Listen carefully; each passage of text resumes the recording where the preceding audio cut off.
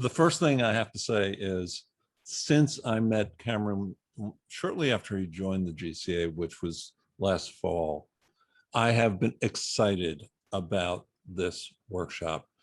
Cameron brings to coaching an experience that I have never seen or heard anywhere else. And I've only heard about it, and it's got me excited. And today, Cameron is going to demonstrate. I'm going to be his client as he demonstrates some of his wisdom on how to coach. So, Cameron, I'd like you to invite you first to tell us a little bit about who you are and your journey into coaching. First of all, thank you for tonight. I know I'm part of the group, but it's lovely to be here amongst you all and actually talk about something I'm truly passionate about, which is music, creativity, and coaching. How I got into coaching was actually through my creativity and through my health. So I'll set a bit of the scene. And before that, what I would say, some of the topics I chat about, sometimes people find them uncomfortable, but nevertheless, I'll mention them. So yeah, for the first 17 years of my life, I suffered all types of abuse possible by my father, who was an alcoholic. So at such a young age as a child, even as far back as I can remember as 3-year-old and 4-year-old, I knew not to speak. I was very much in the house. And, you know, back then, also the sign of the times, children should be seen and not heard, but equally that was exactly what it was like in my family. And I couldn't express myself. I couldn't talk. I couldn't share how I felt. And as I got older, I was given the opportunity to learn the piano. And for me, that was the moment that my entire life changed, because as soon as I started to learn the piano, I found my escape. I found my survival mechanism. But a few things happened around the same time. So I'm dyslexic. I'm only saying that because I am naturally predisposed to find the written word difficult because of the way my brain is hooked up. But I am also predisposed to find creativity easier in some ways, which scientists are now discovering about the dyslexic mind and how the neurons work in the brain. But back then for me, music was just incredible. I started to learn the piano. I did it just as a way to express what I was feeling inside, which was frustration and anger towards the family situation and the abuse. And then as I got older, by the age of 12, I was playing 5-6 hours a day, going to school, getting up early in the morning and playing at night. I played every moment I could. And at that point, the abuse was quite heavy. And two things happened. I realized one night I couldn't continue living with all the abuse in the form that it was every day, because, you know, one trauma is difficult to handle, let alone 17 years of continuous trauma. And I decided one night, just on my own, that I had to somehow reset myself. So every night I'd go to bed, I'd say things that I was grateful for from that day. Even though there was abuse, I'd choose things to be grateful for that had nothing to do with abuse. I would go to sleep that night, obviously allowing the chance for my brain to relax. And again, in the dream state, be creative. I was creative in my dreams, and woke up the next day and I was reset and ready to start a new day. So, in effect, I had this beautiful connection with creativity, connection, and resetting myself to survive. And I remember saying to my mum back then, if we are still with dad, because my mum and me were very close, if we're still with dad when I'm 17, 18, I'm not going to, you know, go to university or study music. And then lo and behold, when I was 17, a nightly fight started, which it always did. But at that point, dad tried to suffocate me with a pillow. And that wasn't abnormal either. But what was abnormal was he was nearly quite successful. So mum grabbed me, we fled the house. And actually, that was the best day of my life because mum and dad got a divorce. And to cut the story short, I went off to Trinity College of Music in London, and I studied to be a concert pianist. And I studied for 8 years in total in London as well as Poland, specialized in Chopin. So you get the idea that music for me was my escapism, but it was also my self-expression. It was my voice. It was how I communicated to the world. Had I been in this group 20 years ago, 25 years ago, I would never have spoke to you, never have opened my mouth at all. So it's been a journey of exploration for me. And I loved music. It was my life. I've played all over the world. I've played in the Karen Carpenter Centre in Long Beach. I've played in Halifax in Canada and Hong Kong and all over Europe and so on. So you get the idea as well that it was my passion. And actually, the moment that coaching comes into it is at this point. So when I was 32, I had been ill for a year and they didn't know why. And suddenly they found out that I was then diagnosed with my first kidney cancer. But the operation went wrong and I suffered paralysis during the operation. I had a stroke. And when I woke up, I was paralyzed from the neck down. So my voice was taken away from me. My body couldn't move, only my brain could. That was the first gift in my life. And I see it as such. It was one of the beautifulest gifts I'd ever been given, especially because all my bad habits had been reset overnight. And actually, I had the ability to then only have my voice in my head. And that's when I first started to love myself. And that's also when I fully appreciated creativity. Because you know the saying and how it goes, you don't really appreciate something till it's gone. And I couldn't move my hands, my legs, or anything. I couldn't play the piano, let alone eat, talk, or anything, get dressed. And I then had to go through a series of, years of rehab to learn how to connect to my finger, my hand, my wrist, my elbow, my tongue, my eyes. Everything had to be reconnected through conscious effort. And that was a gift because suddenly I had an opportunity for my past life, and I'll use this terminology, but to die. I could recreate the new person I wanted to be, recreate through creativity, through creation. And I then fell in love with my voice, which I started to use for the first time in a long time. And I started to express myself without music, because although it was my passion, it was also my crutch. And it also was a boundary for me to the world outside. So at that point, in a wheelchair, a few years after the cancer, I went through a low patch, chatted to a friend. They honestly had money, and they knew I like Eckhart Tolle, and they said, "Well, why don't you apply for the scholarship to go to one of his retreats?" Which I did, and that opened up my first exposure to coaching. And ever since then, I studied coaching, got so involved with it, passionately love listening to people and helping them. And my road with coaching started in 2009. And over the years, my mobility has come back. I still suffer with lack of feeling and paralysis down some of my body, but my hands are back. So slowly I've started to play the piano again, not in the same way I used to. I can't perform publicly in the same way, but I've always been creative. And also a few years ago, I decided I wanted to have a new type of creativity because nothing stops me. So I also learned and trained in a studio to be a jewelry designer, silversmith, goldsmith, Viking specialist. And I also paint and draw and write poetry. Everything creative. I cook, I bake. So creativity is in me. It's what I breathe. And I suppose the last thing I'll say is 2 years ago, I was diagnosed with another type of cancer, pancreatic cancer, which is what I'm still going through at the moment. The treatment hasn't worked so far. And that's also part of the reason why you haven't seen me for a few months. But 2 years ago, at the same time when I was diagnosed with pancreatic cancer, my mum was diagnosed with woman bowel cancer.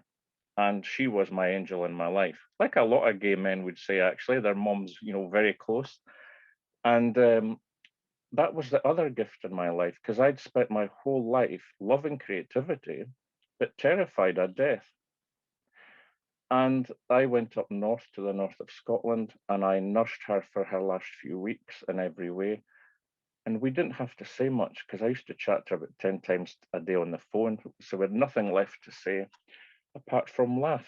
And actually, unusually, and it sounds crazy, but we spent the last 3 weeks of her life laughing with humor, with a smile on her face, and she accepted her path towards death, or on an onwards journey, with faith, but with integrity and elegance and everything. And actually, she gave me the last thing I needed, which was, I'm no longer scared of dying. I'm scared of never having lived. And that was the moment that I suddenly realized creativity is how I live. Creativity is the breath I take. And at that point, I then, only a few years ago, took coaching and creativity together to become this tool of healing, development, growth, improvement, expression, reflection, many other things for my clients. So now I use art, music, drawing, tapestry, weaving, painting, everything, poetry, all within some of my coaching sessions, depending on the client and depending on what they're looking at. I vary it completely. So yeah, that's what brought me to coaching. So that's kind of in brief, my story. Cameron, thank you, first of all, for sharing what you have. Very briefly, or very quickly, we're going to move into you demonstrating how you bring creativity into your coaching with a session with me as your client. Before you do that, or before we do that, though, what do you say to people who say, that's good for you, Cameron, but I'm not creative?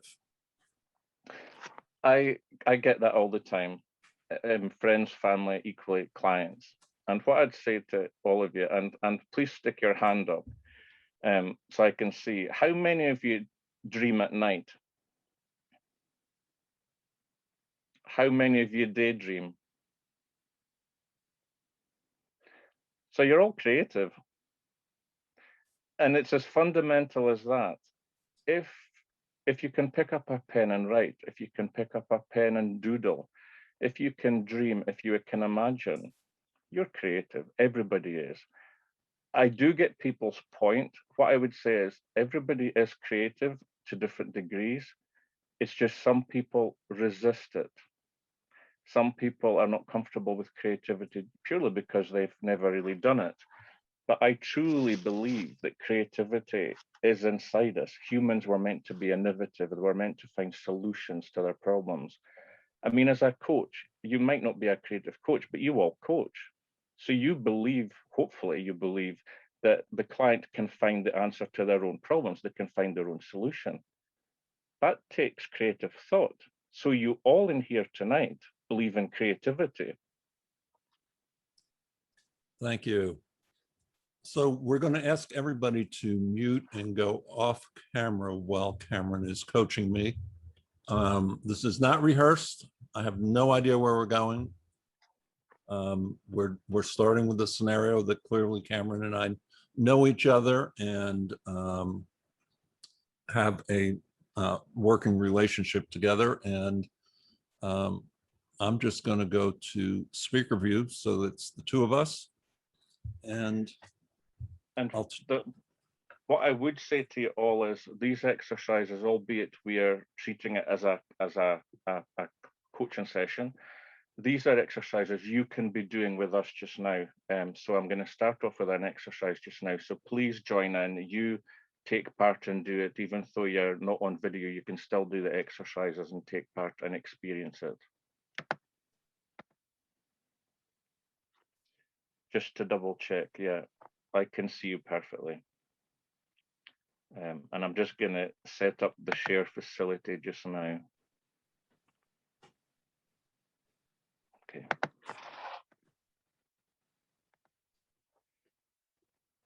So nice to see you, Brian. Cameron, I'm looking forward to our time together here. Thank you. What I'd say is that in coaching, as you all know, and for you, Brian, we can all have busy days. We can all come to the session feeling all different types of emotions. You can come from a meeting and your mind might be very busy with everything that's taken place. So I actually wanted to start off with just a relaxation exercise. Okay. So I am going to start some background music. What I will say for the purpose of everybody is I've created this soundscape myself. And I've written the relaxation exercise today, and that's what I do typically for all my clients to make it individual. So I'll shut up and I'll just now take you through that, Brian. Thank you. So I'll share the music first.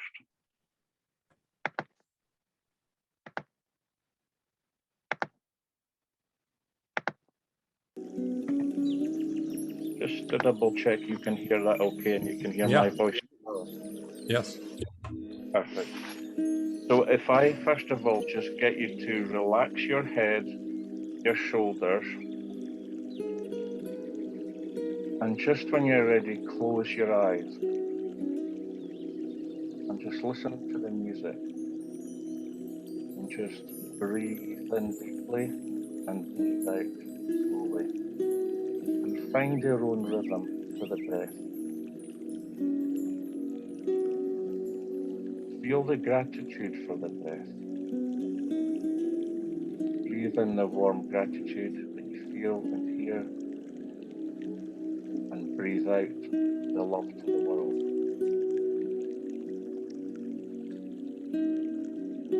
Breathe out any stress, tension, or tightness you feel anywhere in your body.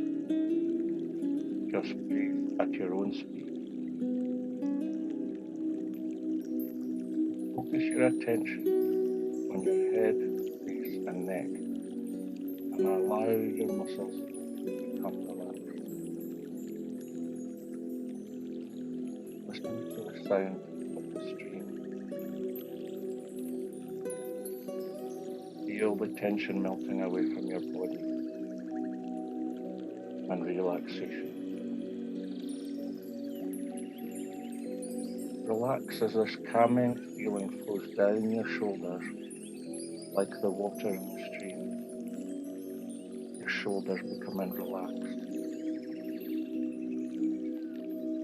And just breathe.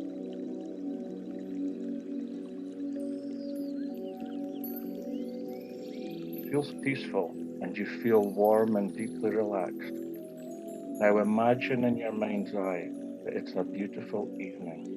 The sun's rays lighting everywhere, and you see the glistening, beautiful glimmer around you coming from the sun.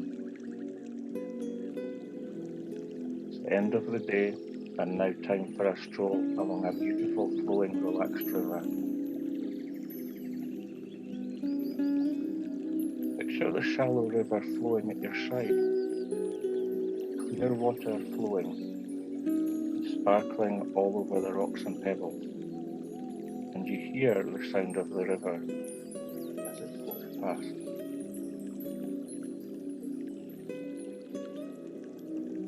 Now dip a toe into the river and step down into it, feeling the cool water touch your warm skin, and just breathe.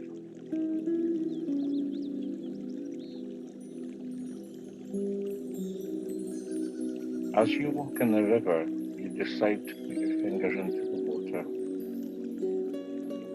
You allow them to glide back and forth in the water to make circles, swirls. See the ripples that you are creating. And just breathe.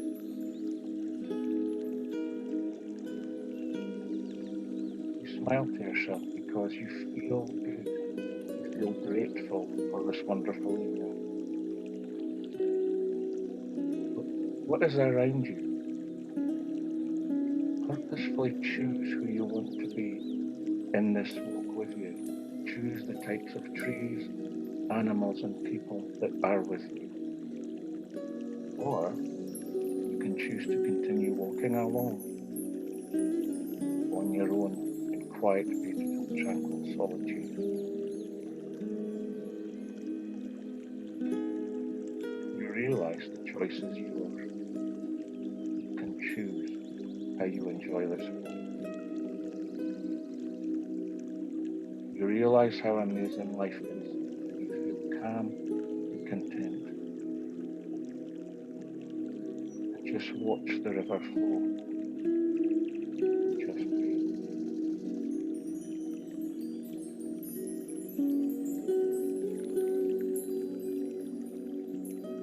As you continue feeling the river around you, you realize that some days are fast and busy, and some days are slower and more relaxed. You remind yourself that you are thankful for it all. You know that each day is special and different, and by being thankful and grateful for each day, life just keeps getting better and better. You now notice that you're coming to the end of your walk. You've been enjoying the walk in the sun, passed by more quickly than you thought. So just breathe and take a moment to listen and to look around you.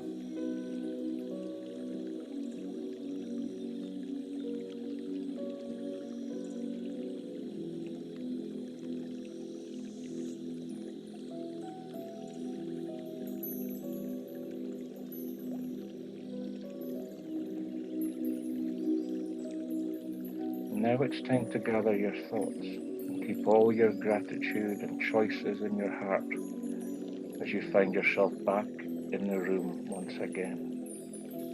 Take your time though. Breathe, relax. Just open your eyes when you're ready.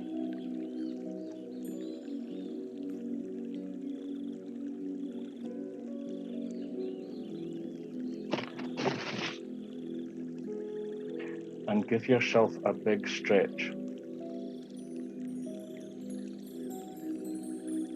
And bring that stretch into yourself and give yourself a hug, which is something sometimes we all miss at the moment.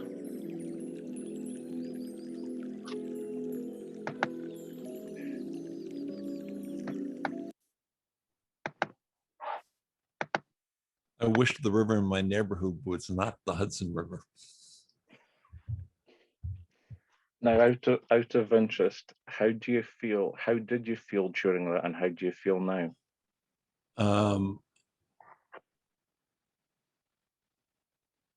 tearing up. I'm tearing up. That was, I've done a lot of guided meditation, and that one felt like it was for me. And it really not only got me present and got me through to let go of the stress that I was carrying, or at least a lot of the stress I was carrying. It really opened up my mind. So what feelings or words are coming to you just now? Gratitude, joy, pleasure.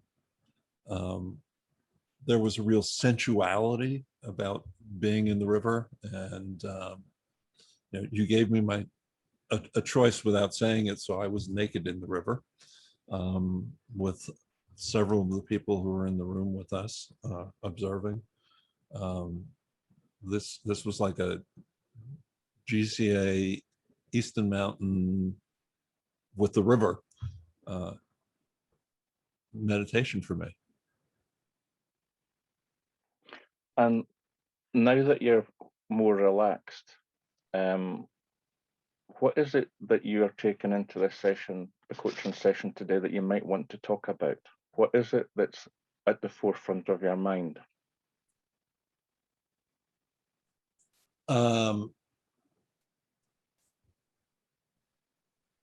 had mentioned this as the first few people were coming into the room. At the conference, the most powerful one, certainly one of the most powerful sessions for me, was the one that Kyle Elliott and Carson Cooper did. And I followed up with that with Carson's 5-day program, and then signed up for his larger program, which Will Fisher and a couple of other members of the GCA have done. And I'm really at a point in my life where I'm working diligently to move from a perspective of scarcity to a perspective of abundance, from a mindset of finance to a mindset of wealth. And so I'm bringing in both the joy and the fear of making that journey happen. And how is that journey going? So you're obviously making it happen. In your eyes, how do you feel about that? What are you experiencing? Well, I've opened the door and I've put my foot in, and I'm 100% committed to moving through the journey, and that oh shit gremlin jumps up every once in a while. Hopefully this all makes sense. With regards to that journey you want to take, is there a question that keeps on coming back into your mind that you would like to find the answer to? Can I really do this? So can I really do this? And just kind of briefly, can you explain if there's a story around that inner critic? Sure. I've lived 71 years. I grew up in a with parents who were Depression era children, and I was raised in a mindset of scarcity that has lived with me every day for 71 and a half years now. And what feelings has it left you with? What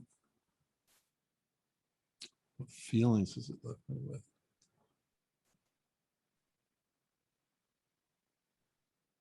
Anger, not at my parents, but that I have this in me and I know that there's another way, and that I have to fight. It feels like I have to fight to make it happen. Okay. Thank you for explaining that. I'll step away from now that explanation and your feeling around this, but we are going to focus on the question that, can I really do this? And for that, I want to try and use a music exercise to help. So I'm going to play a piece of music that I've chosen, and it's something, it's American, it's Aaron Copland, and I'm going to play it for a few minutes, and I want you to sit there if you've got a notepad. Now, I don't want you to write lots, because actually the benefit of this is to listen to the music, but jot down what the music's resonating with you and how it's making you feel, or how the images it's creating in your head. And then we'll come back to this discussion. So I'll just start playing it in a minute.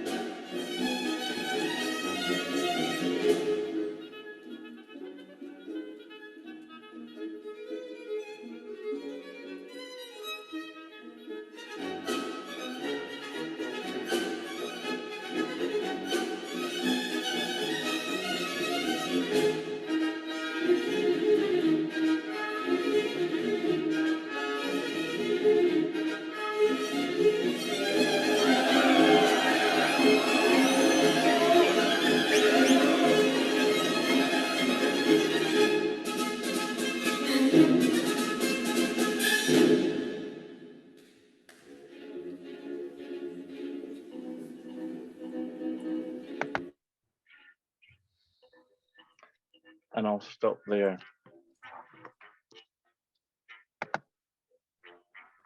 I've got tears in my eyes. I'm bringing a lot of tears to your eyes tonight. I'm sorry to Thank say. you. No. Wow.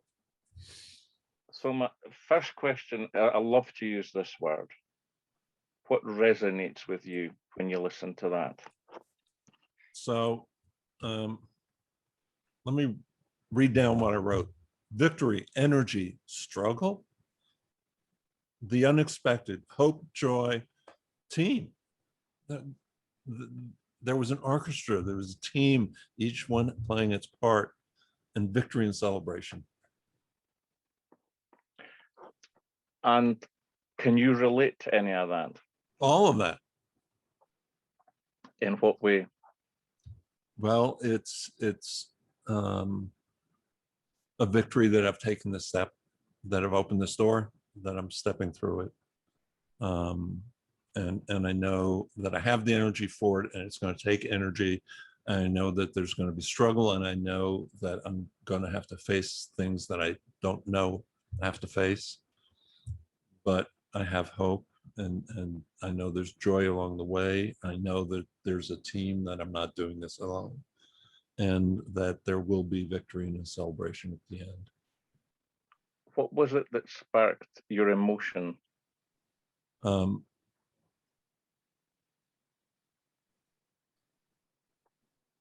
of this said, yes, not only is this possible, I can do it. I am doing it, and I will do it. I want to ask you a question, actually, if that's okay. Can you really do this? Yes. Yes. And how will you feel once you've achieved it?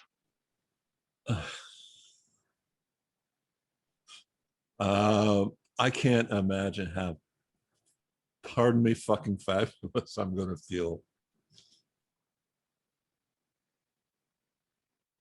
And I think, if it's okay to share some thoughts, that in the music, that it obviously sparked that beautiful reaction to you with the feelings, that visualization equally you have that you are going to achieve this.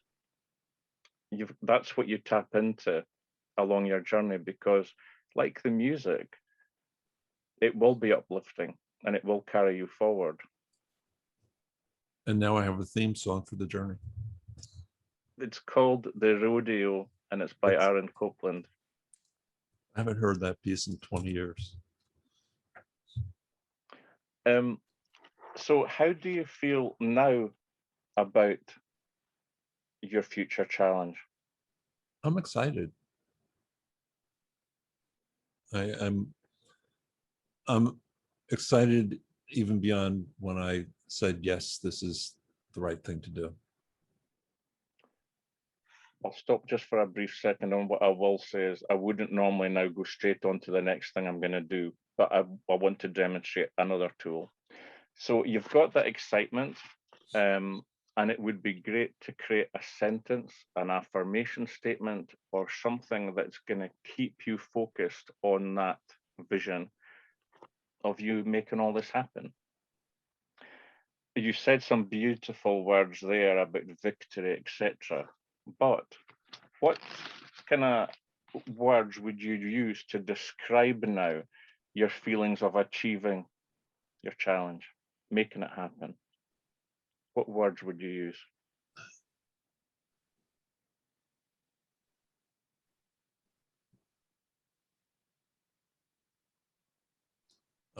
Wonder, not as in question, but as in a sense of wonder.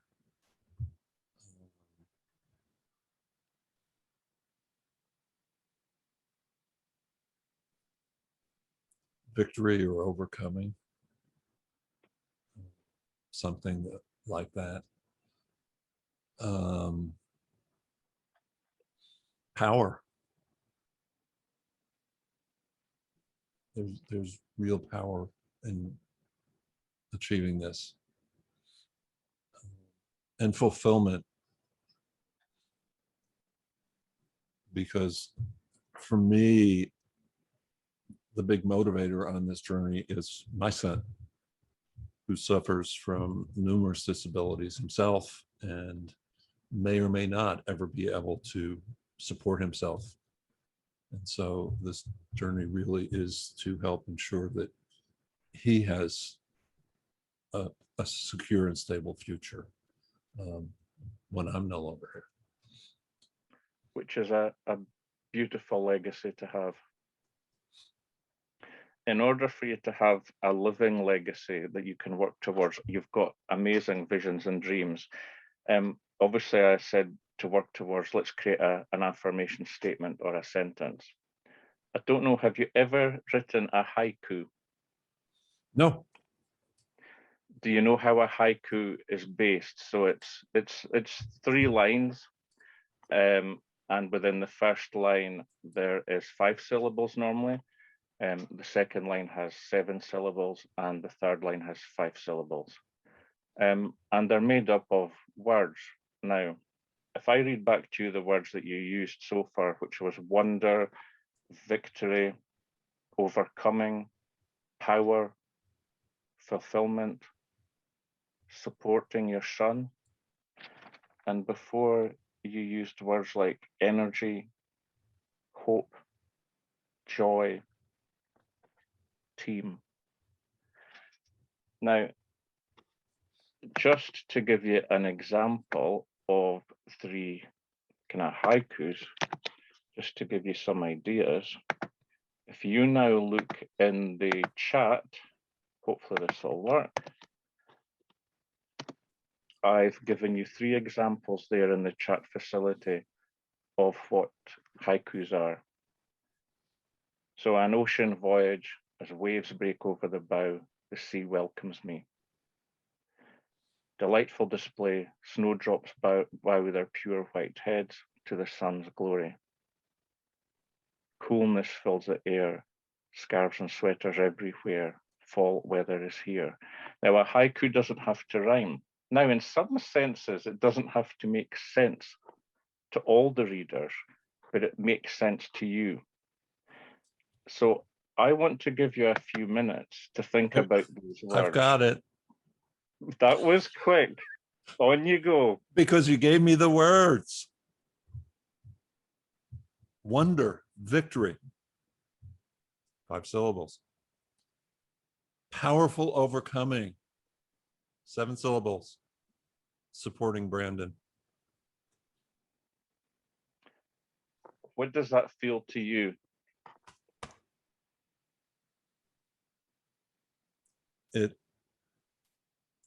It makes my heart sing. And you know, and a lot of the coaches here know that's something that I always work toward with my clients, is making their heart sing. This comes into my morning practice. Every morning I would actually write this on sticky notes, paper, put them all over your house.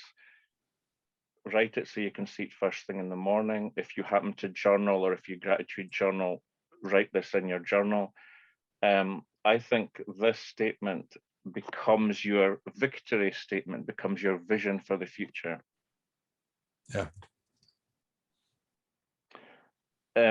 Now, I'm going to stop this coaching session, just kind of the practical just there, because we've got 5 minutes.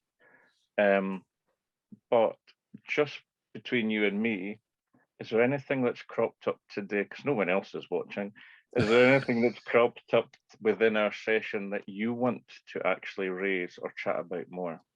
I just, when you talk about gratitude, Cameron, first of all, I'm grateful that you're here and that we finally got to do this. And I could not be more grateful for the coaching that you did with me. So I thank you and invite everyone back into the room with us.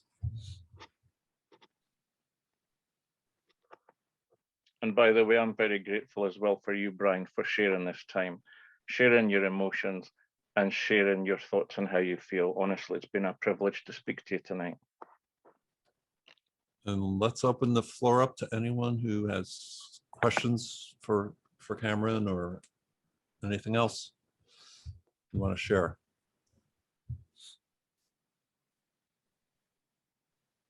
And don't be shy.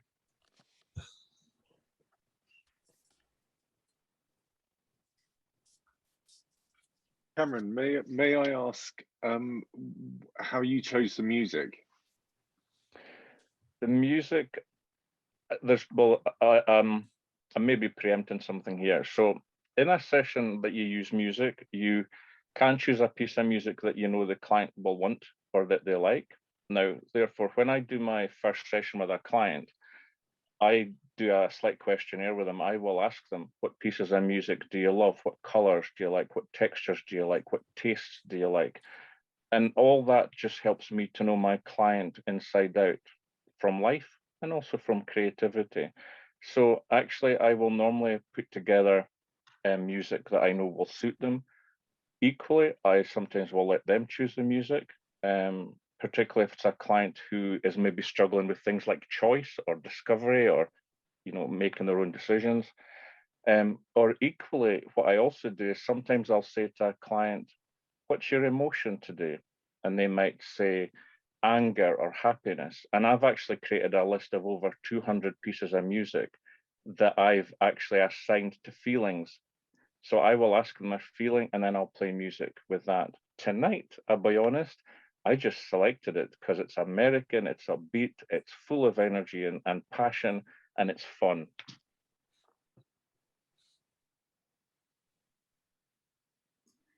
Bouncing off of that, do you always use instrumental music, or do you ever use music with words? Like, does that Yeah, matter I to people's use situations? Uh-huh. yeah, I use a complete selection. So I use pop music, disco, instrumental music. I will also use music. People might call this classical, but it's not really. It's modern music, which is John Adams, Philip Glass, which is more about repetitive sounds rather than orchestration or words. So and also sometimes I will just use sound bowls, or I will use human tuning forks. And I have a series of tuning forks that actually are aligned to different cavities in your body. And I will often use even just instruments, percussion instruments, and the physical piano with clients. Cool. I should say as well that it's not just music. As I said before, I use painting, drawing, artwork, poetry, as you saw, but I also use weaving. And actually, I'm making this sound like I just coach creatively. I don't. But what you've seen tonight is obviously a very condensed session. I also do, I hate using this term, but I also do what I would class as normal coaching, but I just love bringing in creativity into each session somehow. So everything I do is actually things that everybody else can do. Cameron, I want to tell a story that I shared with you. Very often when I'm in person with business owners, I use points of view cards to introduce at the beginning of the session. Now, I'll basically say, choose the card that you relate to relative to the theme of this workshop. So I was doing a workshop on business owners who started a business because they were really passionate about something and they've just burned out because now they're working for the business instead of the business working for them. And I co-facilitate these workshops. So we have a bank in Midtown Manhattan is sponsoring this workshop. It's a breakfast workshop. They have a brand new caterer. We're getting set up, and I turned to my partner and I said, I forgot the cards. And he said, what are you going to do? And I looked around, and this caterer was trying to get this bank as a customer. So I had all these different kinds of foods, breakfast foods spread around. I said, we're going to use the food. So I said, look around the room and choose the food that currently represents your relationship to your business. And this one guy said, I got it. You see that bagel with the fried egg, the sausage, the bacon, the sour cream? You know how unhealthy that is? That's the relationship I have with my business. Now, you see that yoga and granola and fruit? That's the relationship I want to have. It's all there for you. Cameron said it before, you've got that creativity, whatever way it expresses itself in you. I mean, what's just come to mind as well is you are all at home. We all decorate our home with things that we love. We normally wear clothes that we want to wear. So one question I would ask clients is, you're wearing that color. What's made you wear it today? Brad's got a beautiful turquoise color behind him. What made him choose that today? Or what made him what made him decide to sit in that position so that color could be seen? You can use textures, colors, and anything to make people talk about what they want, or their feelings, or their dreams, or sometimes just their emotions in that moment. To be honest, creativity is just another way to connect.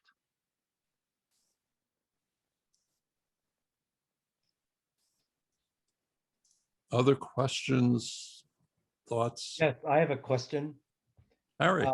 This is Harry. At the end of the session, you created the haiku. Is there any kind of homework you would have given him? Yep. I mean, for that, what I would normally do is I would say to him that I would, depending on the client, I would get him to do that affirmation, as he said himself, every day he would use it. For someone who was maybe suffering with a blockage, a process blockage, or a writer's block, or creativity block, I would say to them, I want them to create a new haiku every day with the words that come to mind. So the homework might be that they write a haiku or a few haikus every day, because it's not about writing the haiku. It's about choosing words instantly and then creating something. And that actually breaks down our blockages, and it gets them back to the creative flow in their own artistry. Thank you.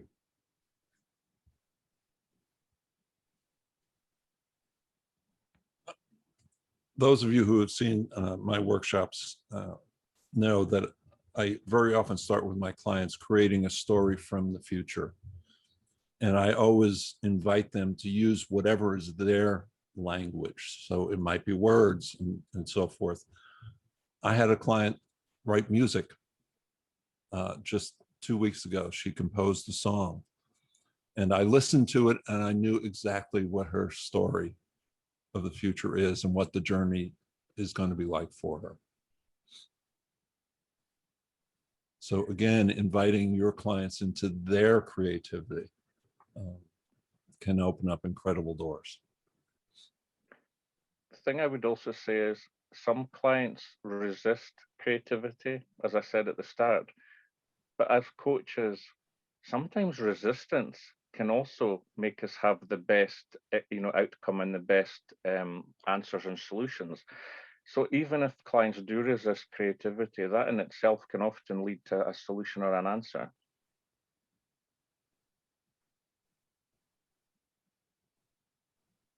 I mean, I basically use anything as creativity. Anything else before we turn it back to our Dr. Tim Kincaid? Tim, the floor is yours. Thank you so much, Cameron. My privilege. Thank you. Thank you. Thank you, Cameron. And thank you, Brian. Both of you. Beautiful. It was just awesome. And wow, so many paths, Grasshopper. There's so many ways to do this coaching stuff.